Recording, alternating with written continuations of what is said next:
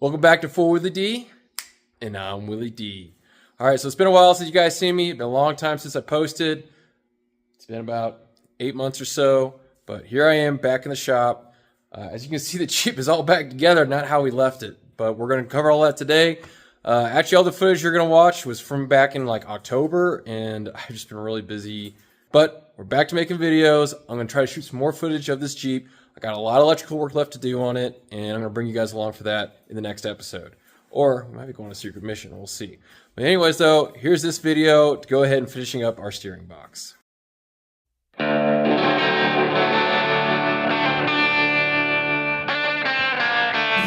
Back. It's a new day. Here we are for Willie D. So, back here working on the Cj5 again, like usual. So, just to kind of give a quick update about where we're at on this. I actually went and started out with you guys a little bit, but that's okay. It's kind of some boring stuff. All I did was stuff we had tacked together. I started welding up. I thought I'd show you that real quick. So this weld came out beautiful. Other ones, you know, too much filler. That one's all right. That one's all right. That one's a weird angle. That one I rushed. That one came out pretty good. And that one, well, I think I just didn't have steady. The next thing we gotta do is I need to make the drag link for our steering setup, and then I think we're gonna start putting some stuff back together. So, I'm in a big hurry right now. I got 2 days. I got this day and I got one more day to get this thing completely put back together. So I gotta do a lot in a little amount of time. So if I think I'm skipping some stuff and explaining things not like I usually do, well, it's because I'm not, because I'm in a hurry. So, got my pitman arm here piece put together, and then I also have my knuckle piece here. I still need a box. This in right here, but I'm gonna save that for last because, well, we can go to the car show with it like this. If I have to, I'll wait to do that after the car show and fix that. But I need to get this thing loose enough together so that we can go to the car show. All right, so got those set up there. I'm gonna measure it, and then I'm going to cut me a piece of tube and we'll weld it up.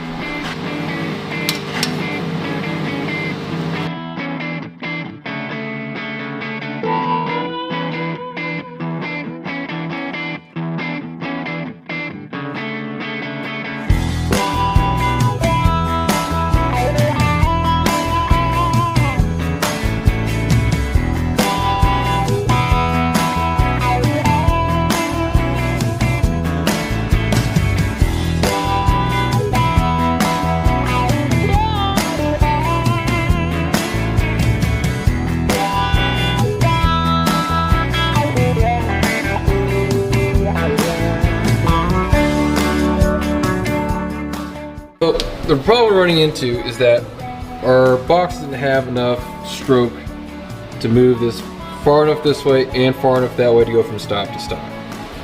So, and part of that issue is the fact that we've moved our point of pivot from here to all the way out here. And that does give us more leverage here on our turning. However, though, we're not going from stop to stop. But then I realized, like, you know what, we have plenty of room to do. Let's move from this down to this. So we're gonna take this bolt, we're gonna re-drill a hole right here and try this again. I think if I do that, we'll have more than enough stroke. So let's do that real quick. It'll take about, I don't know, 5 minutes. No regrets. Mm-hmm. You have no regrets? Dad? No? Like not even a single letter? Alrighty, so I tried re-drilling our hole. As you can see there, I went ahead and put it back in the one we had in before.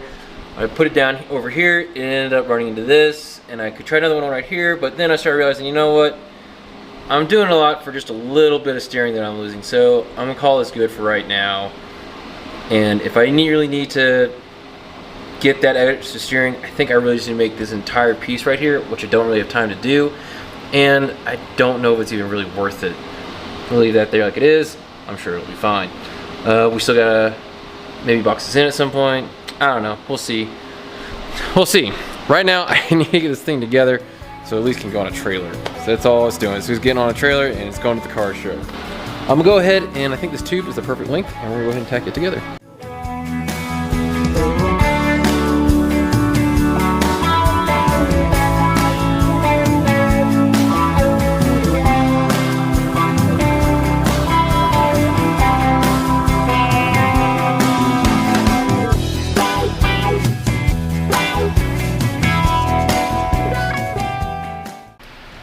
I got this all welded up. There was a huge gap here, as you can probably remember, but I went ahead and just filled it in for right now. This is not what I'm gonna call a strong weld, but at least it looks somewhat decent and it fills in the gap. Just, that's more of a look thing. And we do have it welded here on the front as well as the back. That's the main weld that needs to be good, and that's a really good strong weld in my opinion. This weld right here, it looks nice, but it's definitely not strong because I know I just filled it in. It's almost like 90% weld, not that much base material. So that is what it is. But we got a pyramid done, I showed you that earlier. And we have our knuckle double shear plate thing that we made. So I tried to make this second hole here. That didn't work, so we're going back to originally like that. We're just gonna deal with having a little less steering. That's okay though, because we're not losing out a whole bunch. This was kind of a last minute thing, and I kind of wish I just didn't do it all now, but it is what it is. So, and we also have our drag link completely welded up.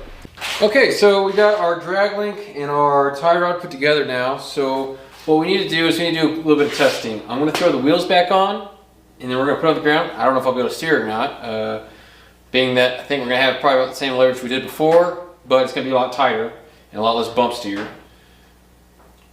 What we're gonna do is once we do that part, we're gonna go ahead and try flexing it out and see if we see anything rubs.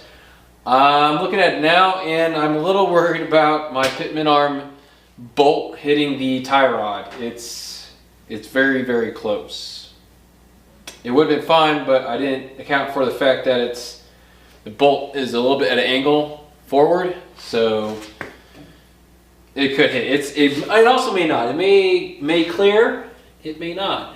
I'm not really sure. That's why we're gonna do the test. And if not, I have a backup plan. Maybe. Off and down.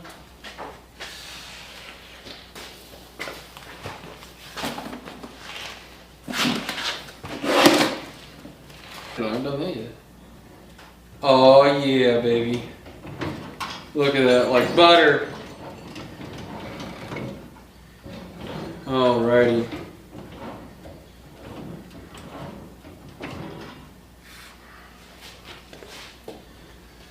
Alright, a little off of full deflection, but I think it'll be worth just a little bit of steering radius.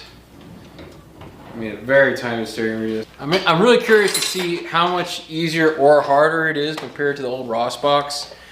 I was kind of thinking about it. If you think about the fact that how many times you turn that with the original steering wheel compared to how many times I steer it now, which is we get 1.5 turns each way. I didn't count on the Ross, but I think it was at least 2. So we might actually have less leverage and it'd be harder to steer without any power steering components, i.e. the power steering pump. So, but my calculations could be off. For all I know, with all these heim joints that we have now, it's actually easier. You might have more leverage because of that knuckle arm we built, that double shear, because that actually puts our point out farther. I don't know. I don't know.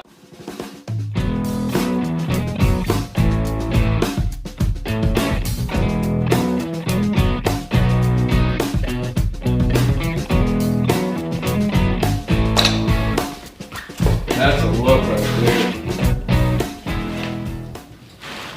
Oh my gosh. Just that right there. What a difference. That's so much easier.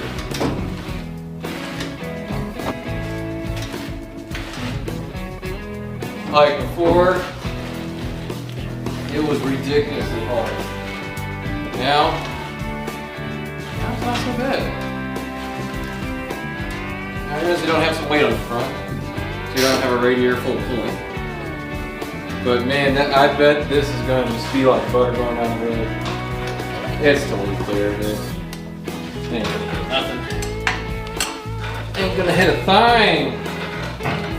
Ain't nothing but a G thing, baby. Making them ladies go crazy.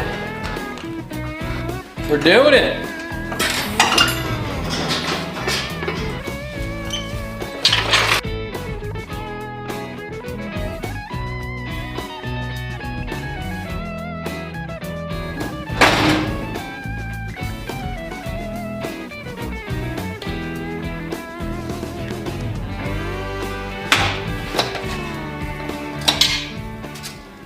So you can see here I took my 2.5-inch hole saw.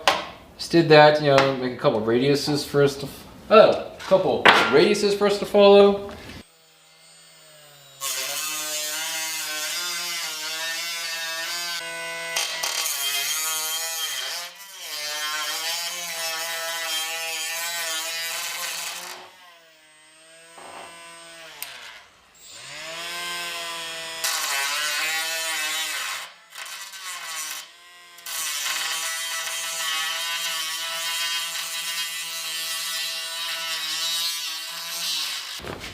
All right, it's a new day. The camera died on me yesterday to you, 1 week ago to me. It's been a week since I was last in here filming, and the whole thing came awry. I had to leave for Texas the next day. I'm back from Texas, here we are. It's a new day. So, the camera unfortunately died on us during all that, and then stuff happened. You can see I went ahead and mounted this back up here, sort of. You didn't really miss a whole bunch of happening. But I did get our hole cut right here, and I made a huge mistake. Let me show you real quick. So this is how this all happened.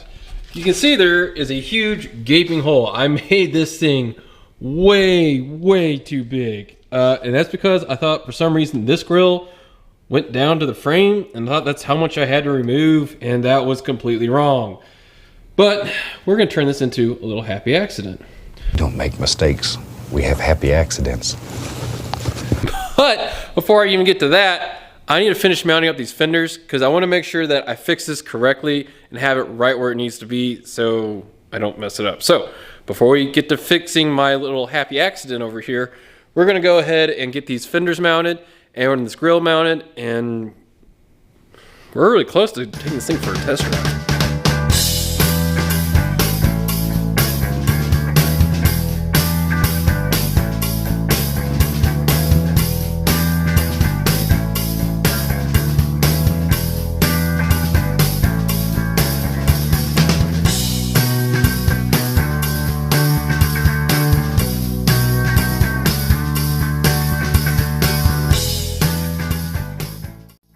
All right, so this is how we're gonna fix this issue. We got ourselves a nice, you can see the piece that we cut out of it, right? Well, I went ahead and I trimmed up the back a little bit, and what we're gonna try to do is actually layer this, because it's the right color, and it's gonna fill that hole for us. So, this is gonna be a happy accident, but I think it's gonna match the rest of the Jeep really well, and look really clutch and really cool. So, you can see here I already have one hole drilled. The right way to do this is use cleat codes. I don't have any cleat codes. That's gonna go in there. So now it looks almost kind of like it was meant to be that way the whole time.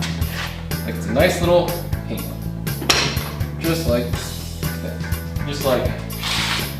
Get the sucker in there. There we go.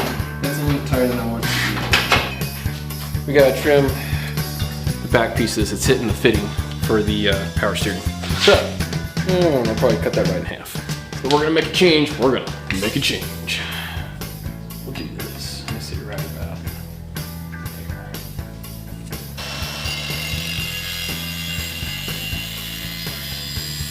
there. Yeah, that looks cool right there. That's a happy accident for sure. Meets the same profile. Got it pop riveted in there. We'll throw some W40 on it for corrosion preventative.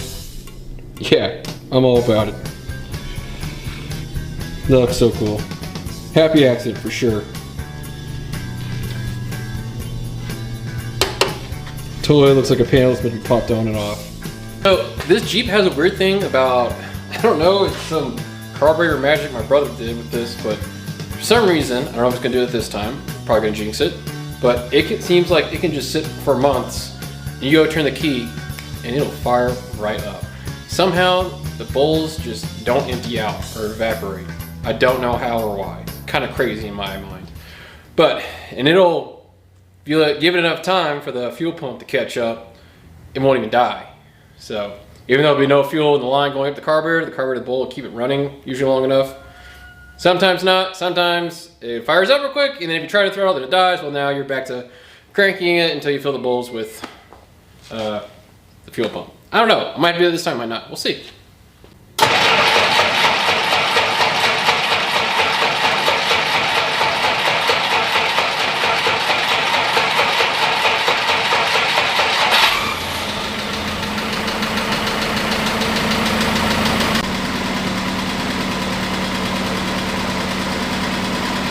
love these little hurricanes, man, they're cool. I really want to go test drive this thing. It's taken every ounce of my self-determination to not do that. To do what I really should do. And that's, I haven't welded a piece in here yet. And I thought I was gonna take this all back apart to do that, but then I realized, oh yeah, this is all in front of that. I don't have to do that. So, probably gonna do that. Which means I gotta take the drag link off, easy money, then put 3 bolts out, easy money, clean everything up, put that back in there, tack it up really good, and then pull back off and then weld it. Yeah, okay, we're gonna do that. The reason why I wanna go ahead and get this done, so right now it's in a state I could put it on a trailer and take it to the car show tomorrow. That's right, we're leaving tomorrow. But I really wanna go ahead and get this part welded in there because part of me is slightly worried that if I don't, we're gonna bend the frame just riding on the trailer. It's a 6-hour drive, well, 7-hour drive all the way up to Denver where I'm taking this thing. And I'm worried bouncing on the trailer, just that could somehow deform this. I don't think it would. I got it pretty stiff right now with this one mount, but I'd rather have all 3. So we're gonna do that. Even though I don't think we need to. We want to. Hurry up and load so we can get out of here!